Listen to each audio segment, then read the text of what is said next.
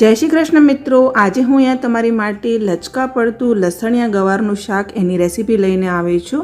Friends, ગવારનું શાક તો બધાના ઘરમાં બનતું હશે, પણ આ રીતે તમે આજ સુધી નહીં બનાવ્યું હોય એની હું તમને 100% ગેરંટી આપું છું। નાનપણથી મારા મમ્મી મને આ રીતે જ લસણિયા ગવારનું શાક બનાવીને ખવડાવે છે અને મને ખૂબ જ પસંદ છે, ખૂબ જ ભાવે છે। એટલે ફ્રેન્ડ્સ, મેં અહીંયા વિચાર્યું કે આજે હું આની રેસીપી તમારી સાથે શેર કરું। તો ફ્રેન્ડ્સ, આ મારા મમ્મીની રેસીપી છે, તો આ વિડીયો માટે એક લાઇક જરૂરથી આપજો અને વિડીયો આખો જોયા પછી તમારા મિત્રો સાથે શેર કરજો। જ્યારે તમે વિડીયોને લાઇક આપો છો ને ત્યારે તમારી માટે નવી નવી રેસીપીસ લાવવાનો અમારો પ્રોત્સાહન ઘણો વધતો હોય છે, તો વિડીયોને લાઇક આપવાનું ભૂલતા નહીં। ચેનલ પર પહેલી વાર આવ્યા હોય તો નીચે આપેલું લાલ કલરનું સબસ્ક્રાઇબ બટન પ્રેસ કરો, બાજુમાં આપેલું બેલ આઇકન પ્રેસ કરી ઓલ નોટિફિકેશન પ્રેસ કરજો, તો જ તમને અમારા બધા નવા વિડીયોઝના નોટિફિકેશન સમયસર મળતા રહેશે। સૌપ્રથમ મેં અહીંયા એક કુકર લીધું છે અને આમાં 3 ટેબલસ્પૂન જેટલું આપણે તેલ ગરમ કરવા મૂકીશું। તેલ સારી રીતે ગરમ થઈ જાય પછી ગેસની ફ્લેમને ધીમી કરી લેવાની અને આમાં હું 1 મોટી ચમચી લસણ ઉમેરું છું। વાટેલું લસણ લીધું છે મેં અહીંયા 2 ચમચી જેટલું। ફ્રેન્ડ્સ, આ શાકમાં લસણનો ટેસ્ટ ખૂબ જ વધારે સારો લાગે છે, એટલે લસણની ક્વોન્ટિટી વધારે રાખવાની। જો તમને ઓછું પસંદ હોય તો તમે ઓછું એડ કરી શકો છો। હવે આમાં મેં 3 લીલા મરચાં એડ કર્યા છે। ગેસની ફ્લેમને ધીમી જ રાખવાની છે અને લસણને આપણે 1 થી 2 મિનિટ માટે સાંતળી લઈશું। ફ્રેન્ડ્સ, આ રેસીપી રિક્વેસ્ટેડ રેસીપી છે। વ્યુઅર્સે મને રિક્વેસ્ટ કરી કે મેડમ તમે કઈ રીતે ગવારનું શાક બનાવો છો એનો એક વિડીયો બનાવીને બતાવજો, એટલે મેં આનો વિડીયો બનાવ્યો છે। ફ્રેન્ડ્સ, અહીંયા 2 મિનિટ થઈ ગઈ છે અને લસણ સારી રીતે સંતળાઈ ગયું છે।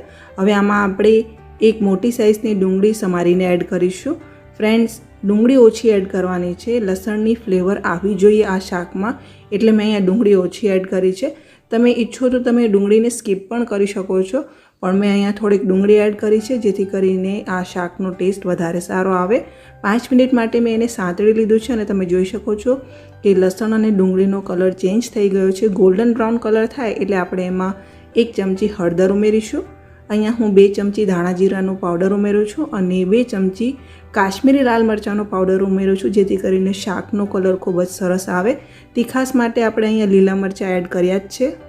મસાલાને તેલમાં સાંતળી લેવાનું। મસાલા તેલમાં સાંતળવાથી શાકનો સ્વાદ ખૂબ જ સરસ આવશે, બળે નહીં એ વાતનું ધ્યાન રાખવાનું। ત્યારબાદ 4 મોટા ટામેટાની પ્યોરી એડ કરીશું।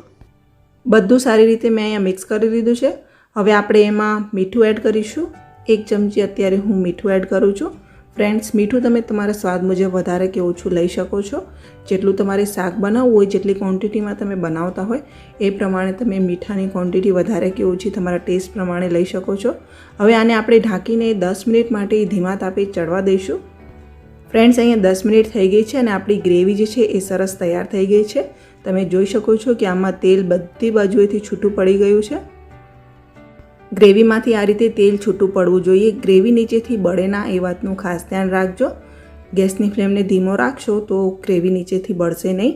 અને ફ્રેન્ડ્સ, હવે આપણે આમાં 1 મીડિયમ સાઇઝના બટેકાના નાના ટુકડા એડ કરીશું। તમને પસંદ હોય તો તમે બટેકું એડ કરી શકો, નહીં તો તમે સ્કીપ કરી શકો છો। ત્યારબાદ 300 ગ્રામ ગવારને આ રીતે નાની સાઇઝમાં સમારીને મેં એડ કર્યું છે અને ત્યારબાદ આપણે એમાં 1 કપ જેટલું પાણી એડ કરીશું અને આપણે ચલાવીને સારી રીતે મિક્સ કરી લઈએ। ફ્રેન્ડ્સ, તમે આ રીતે બનેલું ગવારનું શાક ક્યારેય ટેસ્ટ નહીં કર્યું હોય એટલે એક વખત અમારી આ રેસીપીને ટ્રાય કરજો।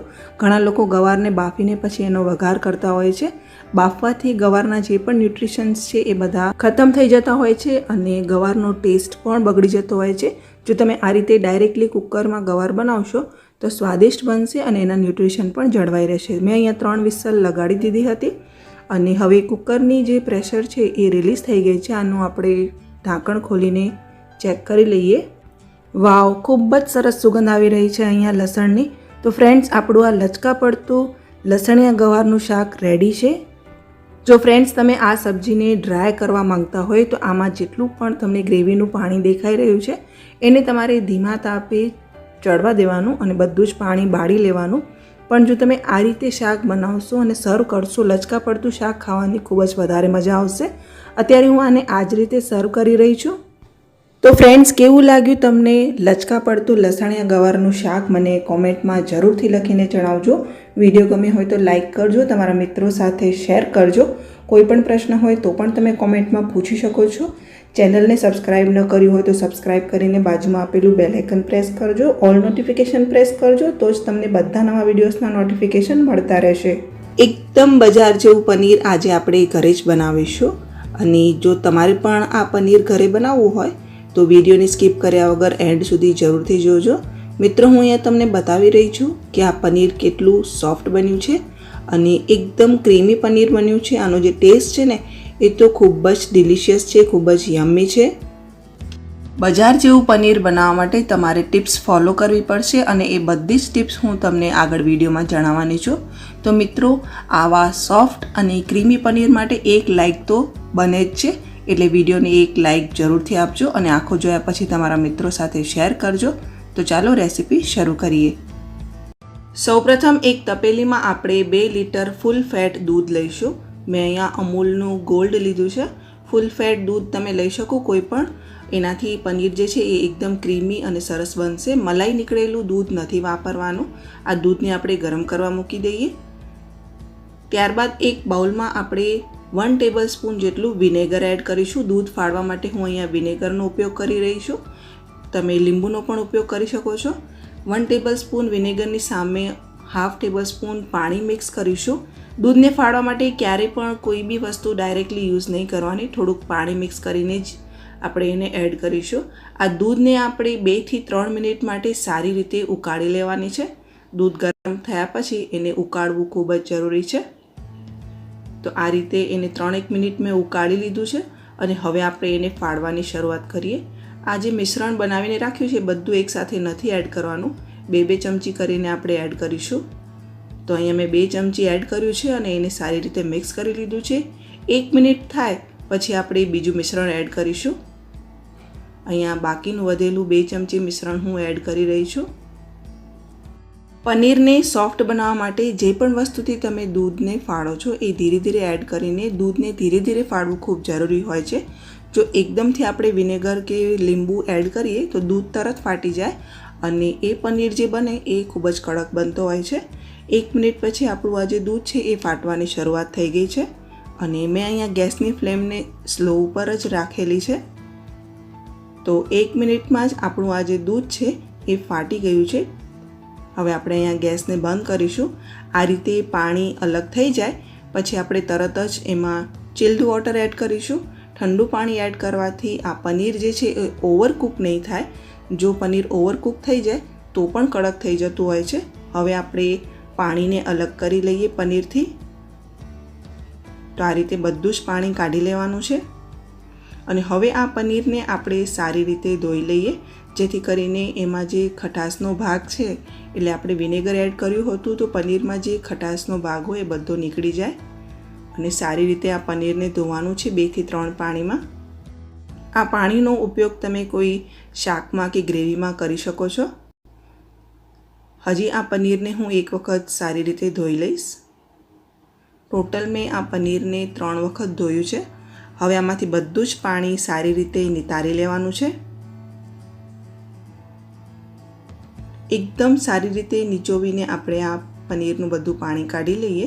ત્યારબાદ એક થાળીમાં હું રીંગ મૂકું છું અને તેના ઉપર કાણાવાળી પ્લેટ મૂકું છું. હવે આપણે એની ઉપર આ પનીરવાળો રૂમાલ મૂકીશું અને આપણે એને સ્ક્વેર શેપમાં સેટ કરીશું. મિત્રો, પનીરમાંથી પાણી કાઢવા માટે ક્યારેય આ રૂમાલને કિચનના પ્લેટફોર્મ ઉપર મૂકીને પછી વજન ના મૂકવું. ક્યારેય આ પ્રોસેસ નહીં કરવી. આ રીતે થાળી ઉપર મૂકી કાણાવાળી પ્લેટ મૂકી એની ઉપર પનીર મૂકવું અને ત્યારબાદ એની ઉપર આ રીતે આપણે એક પ્લેટ મૂકીએ અને હવે આપણે એના ઉપર એક વજનદાર વસ્તુ મૂકીશું. મેં અહીંયા 5 કિલો ચોખાનો ડબ્બો મૂક્યો છે. વજનવાળી વસ્તુ મૂકવી ખૂબ જ જરૂરી છે.